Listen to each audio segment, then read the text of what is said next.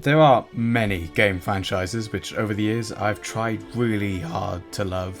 The Witcher comes first to mind. I've started playing The Witcher 3 on 3 separate occasions, each time getting further than the last, but never getting anywhere too deep into the game. I couldn't click with the combat, which to me felt unsatisfying and kind of clunky. I can't really explain it, and I've never really been able to, but even more confusingly, I couldn't see the appeal in the world, at least for what I played. So I couldn't will myself to reach any story hooks that may have otherwise drawn me in. Look, I truly love medieval fantasy as much as everyone else, and Geralt looks like great fun on a night out, but I could never stay interested in the game. It's obviously one of the most acclaimed games of all time, and I really don't doubt that it's a masterpiece. It's just not for me. But I've always longed to fall in love with a similar fantasy adventure with as much depth as The Witcher 3 has. Another franchise that shares the same fate is Monster Hunter. You know, I genuinely have the recurring thought at least once a month that Monster Hunter looks amazing and that I should totally get into it. Like, look at this, and then look at this, and tell me fighting all of these things with all the variants that they have isn't awesome. Back in the day, I played the demo for Monster Hunter Generations Ultimate for a really extensive 30 minutes. Sadly though, I was a child and I couldn't understand what to do, even if I thought the concept of fighting these monsters was sick as hell. Come 2018 and Monster Hunter World released, and every now and then I look back and fondly remember playing with my dad and my brother, all in the same room and chatting for the first 5 quests. Now, a few years later, I had an epiphany out of nowhere and picked it up again, and then I dropped it again immediately, I think. Pretty sure that happened again as well. Now, I know how invested you are in this journey, so I have to ruin it a little bit by saying that at this point I have actually played and beaten the game, but I had a massive push because I played it with my friends. This way it clicked to the point where I could roll the credits, but I dipped as soon as we started the Iceborne DLC. I love this game concept so much, but I could never find a weapon that I enjoyed enough to offset how slow and clunky the combat felt for me. I know there's a rhythm or something, but combine missing half of my attacks because I'm shit with having to sharpen my weapon after hitting what feels like only one, and I never got to experience the post-game grind after the credits satisfied my hunger for the game. I have also dabbled in a little bit of Monster Hunter Rise after gaslighting myself into thinking I'd be able to sit through it, but I pulled out after playing it like one time. There is, however, one key difference between my time with The Witcher and Monster Hunter.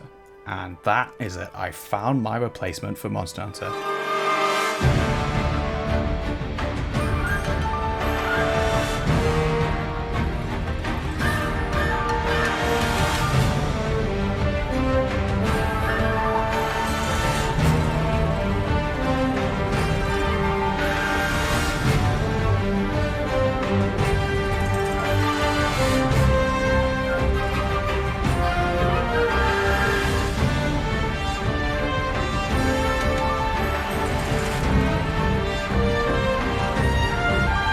Wild Hearts is an action game developed by Omega Force, released in February 2023, and to a fairly warm reception. To give a really brief overview, you'll be playing as a hunter based out of the village of Minato. Apparently, there are no other competent hunters in the whole world, so to help the village get supplies and deal with threats, you'll be on a cycle of going out into the wild and hunting monsters. To do this, you'll be using several different weapons, while also using a new mechanic for the monster hunting genre, where you can build machines to help deal damage and maneuver around in fights. I like to use this big, giant, wooden hammer thing a bit too much. After hunting, you collect their organs and bring them back to the village to make better armor and upgrade your weapons. Now, the weapon tree here really shines. Not only are there a lot of different weapons you can craft, all with separate skills and status effects, but the path you choose to get through the tree matters as well, as skills compound from weapon to weapon as you upgrade them. There is a story, but as with other games like it, it's nothing to write home about. I think.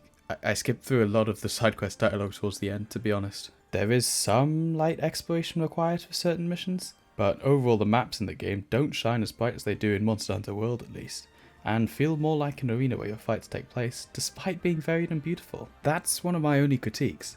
The world feels like this because there isn't much to do in the way of activities aside from hunting. Namely, the tracking system for Monster Hunter hasn't been carried over here, because instead we have this genius invention. Okay, it's there. As you can see, immediately seeing the location of a monster through walls doesn't do great things for the realism of the game. There's no space to wonder about their behaviour or when they might appear. For me, this doesn't matter too much, because obviously, being in the same vein as Monster Hunter, there's a large focus on combat and boss fights. But with all its mechanics and action, Wild Hearts takes that to a new extreme. On release, it wasn't as acclaimed as Monster Hunter, but many people respected it for how close it got on its first attempt. Generally, its review score sits at around 8 out of 10, with critics such as Eurogamer calling it far more than a Monster Hunter clone, and Game Informer, who say that it's fresh, chaotic, and breathless. And while not all reviews are positive, the game got a lot of generally favourable reviews from critics on release. But large commercial success for the game never came, so I'm here to spread the word a little, to try to convince you to play it, potentially over playing Monster Hunter, because in my experience, Wild Hearts is one of the most metal games in the last 5 years.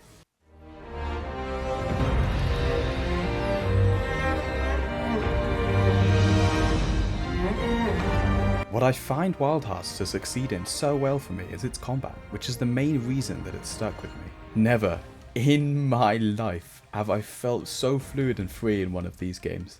The animations and pacing of combat is faster than Monster Hunter, sure, but some of these weapons trump any movement that Monster Hunter's more slippery weapons could ever hope to have. Take the Claw Blade for example. With it you can grapple onto a monster, spinning around them and giving yourself a lot of aerial movement options. I would compare it to the Insect Glaive in Monster Hunter, and if you're like me, you're probably not, keeping afloat for more than 2 seconds was harder than trying to beat Melania blindfolded using only 3 toes. The Claw Blade is at the top of movement capabilities in the game, but I feel as if these weapons have much more life in them, even if there are some, like the Katana, that do lend themselves to the classic pacing of Monster Hunter a little more. My reason for saying this, and one of my main reasons for why I love the game so strongly, and why you should play it, is this thing. The bladed wagasa.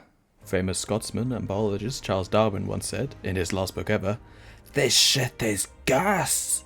And science hasn't even been close to factual since. This umbrella makes you feel like a god, and that's putting it lightly. You can dash, launch yourself into the air, dive bomb, throw it around, hit monsters with a flurry, and all around just be a menace.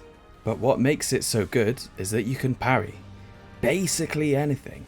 This transforms the game from being methodical, timing dodges and managing distance, to being an all-out slugfest, as you see how long you can stay up the monster's ass before you miss a parry, disregarding your own safety in the pursuit of getting high damage numbers. Using this weapon feels like it gives the game the pace of any other action RPG, and I forget I'm playing a monster hunting game and not Bayonetta Dark Souls. Speaking of Dark Souls, this game is filthy hard at times. I've been walled by some monsters on multiple occasions, in part because I needed to upgrade my armor, but mostly because these fights are designed absurdly well. Well, no, maybe just absurdly. If you want to get past a difficult monster, in my experience using the bladed wagasa, then you have to learn the moves, learn the parry timings, and play flawlessly, as they can easily kill you in 2 or 3 hits, especially towards the endgame. It's like this game has the combat and boss loop of Dark Souls, with the addictive gameplay loop of Monster Hunter, and I'm so in love with it. Look, let me walk you through a crazy hunt I just did while writing the script, because if this doesn't convince you to play Wild Hearts, then nothing else will. I've been tasked with killing a big monkey who can coincidentally move around as much as I can.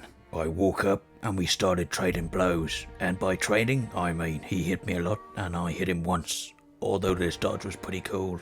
Soon enough, I've parried a few of his attacks and have my power meter charged, so now I can miss my attacks and look even worse doing it.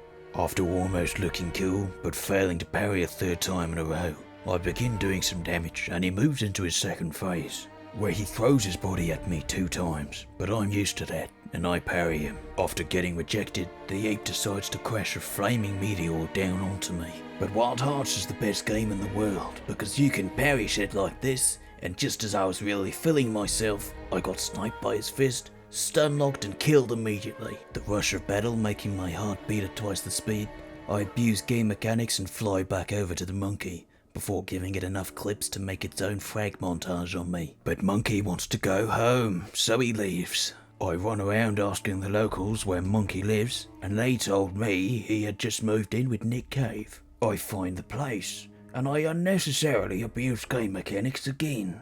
Becoming increasingly more British, I accidentally parry this, and Monkey thinks he can combo me, but he sent his attacks to the wrong address. The first attack, that is. He doesn't like butt stuff, and I don't like carousels. But he asserts his dominance, so I play it safe until he loses his arm. Not all meteors are meant to be parried, or used on people with good camera skills, but this one is, and he takes a smacking from above. Monkey uses body slam, and I don't get paralyzed, but I do get knocked out of the sky, and I die.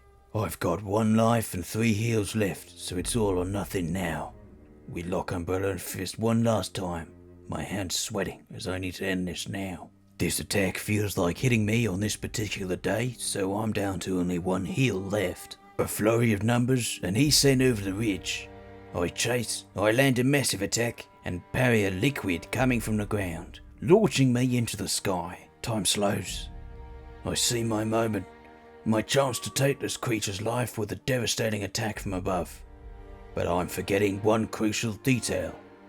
I am 90 years old and cannot use a controller properly. Thankfully, the monkey slips on an invisible banana peel, spelling his unfortunate demise. God, you could barely tell that's meant to be Australian. Anyway, this game is magic. Pure movie action.